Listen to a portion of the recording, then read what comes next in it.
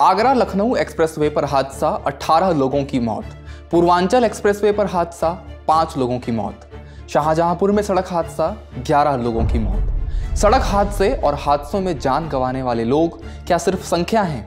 उत्तर प्रदेश से बीते 1 महीने में कई ऐसे सड़क हादसे सामने आए जिसने पूरे देश का ध्यान अपनी तरफ खींचा। सड़कें खून से लाल होती हैं, टीवी पर कुछ देर खबर चलती है, अखबारों में 2 कॉलम छपते हैं, कुछ मामलों में मुआवजा भी मिल जाता है, लेकिन फिर सब कुछ सामान्य हो जाता है। ये सामान्य हो जाने की कला में हर कोई इतना माहिर हो चुका है कि यूपी में हर साल करीब 38,000 सड़क दुर्घटनाएं हो रही हैं। औसतन 58 लोग हर रोज अपनी जान गंवा रहे हैं, लेकिन किसी को फर्क नहीं पड़ता दिखाई देता। आखिर क्यों होते हैं इतने सड़क हादसे? आंकड़े क्या कहते हैं? सरकार की योजनाएं क्या हैं और क्या है एक्सपर्ट्स की राय? नमस्ते, मेरा नाम धनंजय है और आप देख रहे हैं इंडिया टुडे हिंदी।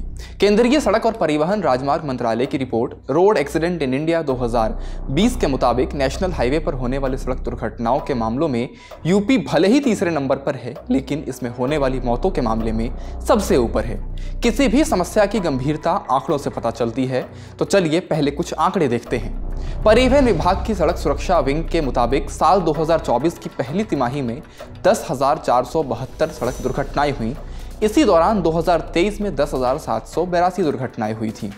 इन 3 महीनों में मृतकों की संख्या पिछले साल 5,951 थी, इस बार 5,698 है। वहीं घायलों की संख्या 7,282 से बढ़कर 7,436 हुई है। आंकड़ों में थोड़ी सी गिरावट जरूर आई है, लेकिन हालात कमोबेश वही हैं। ट्रांसपोर्ट डिपार्टमेंट के ताज़ा आंकड़ों के मुताबिक यूपी में होने वाली दुर्घटनाओं में 71% हादसों की वजह चालक की लापरवाही है। इनमें से सबसे अधिक 37% दुर्घटनाएं ओवर स्पीडिंग से होती हैं, जबकि 29% के लिए रोड इंजीनियरिंग से लेकर गाड़ी की फिटनेस और बाकी कारक जिम्मेदार हैं।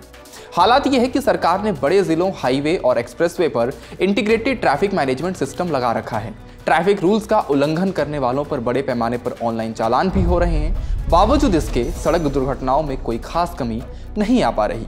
सरकार भी अपने स्तर पर सड़क सुरक्षा को लेकर जागरूकता कार्यक्रम करती है, लेकिन लाइसेंस जारी करने की प्रक्रिया से लेकर नियमों तक कई जगह सवाल हैं। रोड एक्सीडेंट रोकने के लिए सरकार की योजनाएं भी बहुत हद तक जिम्मेदार हैं। सरकार हर वर्ष एक स्कूलों में यातायात पखवाड़ा बनाती है, लेकिन उसके क्या नतीजे होते हैं, उसके क्या आउटकम होते हैं, इस पर कोई भी रिसर्च नहीं होता। कई बार बच्चे, कम उम्र के बच्चे, 18 से कम उम्र के बच्चे जो है वो गाड़ी ड्राइव करते पकड़े जाते हैं और कई बार वो एक्सीडेंट का सबब भी बनते हैं। इसके अलावा लाइसेंस जारी करने की प्रक्रिया में भी एक बहुत बड़ा छेद है। ज़्यादातर एक्सीडेंट हाईवे पे होते हैं और सरकार के पास इस बात का कोई भी जांच करने का, इस बात की कोई भी प्रक्रिया या माध्यम नहीं है कि जो व्यक्ति हाईवे पर गाड़ी लेके जा रहा है, एक्सप्रेसवे पे गाड़ी लेके जा रहा है, वो एक्सप्रेसवे पर गाड़ी चलाने के योग्य है कि नहीं। महज लाइसेंस दे देने से क्या वो एक्सप्रेसवे या ऐसी सड़कें जो कि दुर्घटना प्रोन होती हैं, दुर्घटना के जो ब्लैक स्पॉट होते हैं, वहां पर वो अपनी गाड़ी चलाने के लिए अभ्यस्त है कि नहीं, इसकी जांच की कोई भी प्रक्रिया सरकार के पास नहीं है। इसीलिए इन सारे बिंदुओं पर, जहां पर जब रोड एक्सीडेंट के तौर तरीके बदल रहे हैं, एक्सप्रेसवे बन रहे हैं, तेज गाड़ियां चल रही हैं, सड़क दुर्घटनाओं और उनमें होने वाली जनहानि को रोकने के लिए किए जा रहे प्रयास कितने गंभीर हैं, उसका अंदाजा गुड समैरिटन योजना से लगाया जा सकता है। सड़क हादसों में होने वाली मौतों को कम करने के लिए केंद्र सरकार ने सुप्रीम कोर्ट के फैसले के बाद साल 2014 में गुड समैरिटन यानी नेक इंसान योजना शुरू की थी। इस योजना के तहत यह तय हुआ था कि ऐसा व्यक्ति जो सड़क पर तड़पते व्यक्ति को अस्पताल में पहुंचाकर भर्ती कराएगा, उसे गुड समैरिटन यानी नेक इंसान के तौर पर पुरस्कृत किया जाएगा और पुरस्कार के तौर पर व्यक्ति को 5,000 रुपए मिलेंगे। लेकिन आलम यह है कि यूपी के 75 जिलों में पिछले 2 साल में 100 नेक इंसानों की भी पहचान नहीं हो पाई है।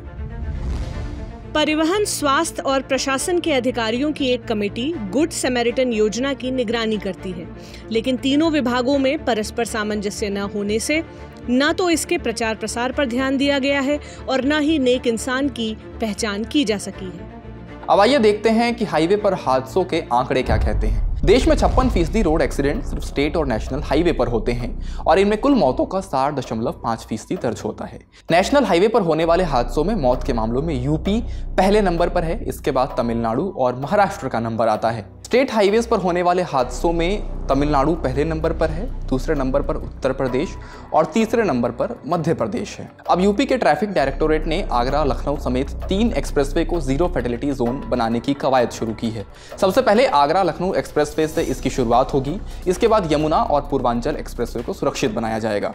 दिल्ली की तर्ज पर सेव लाइफ फाउंडेशन और बाकी संस्थानों की मदद से योजना को अमली जामा पहनाने की तैयारी है। ट्रैफिक एडीजी बीडी पॉल्सन के मुताबिक तीनों एक्सप्रेसवे पर 4E यानी इंजीनियरिंग, इन्फोर्समेंट, इमरजेंसी सर्विस और एजुकेशन के जरिए दुर्घटनाओं को रोका जाएगा।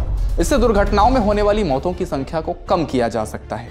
अब बात करते हैं हादसों के लिए सीधे तौर पर जिम्मेदार कारणों की। 2022 के आंकड़ों के अनुसार ओवर स्पीडिंग से देश में कुल 72.3% हादसे हुए। शराब पीकर या नशे में गाड़ी चलाने से 2.2% हादसे, अपनी लेन में न चलने या गलत लेन में चलने से 4.9% हादसे, रेड लाइट जंप करने से 0.9% हादसे, मोबाइल फोन चलाते हुए ड्राइव करने से 1.6% हादसे और 18% हादसे अन्य कारणों। तो ये थी कहानी यूपी और देश में सड़क हादसों की। गाड़ी चलाते समय हमेशा अतिरिक्त सावधानी बरतें और अपना ख्याल रखें। इस वीडियो में इतना ही, शुक्रिया।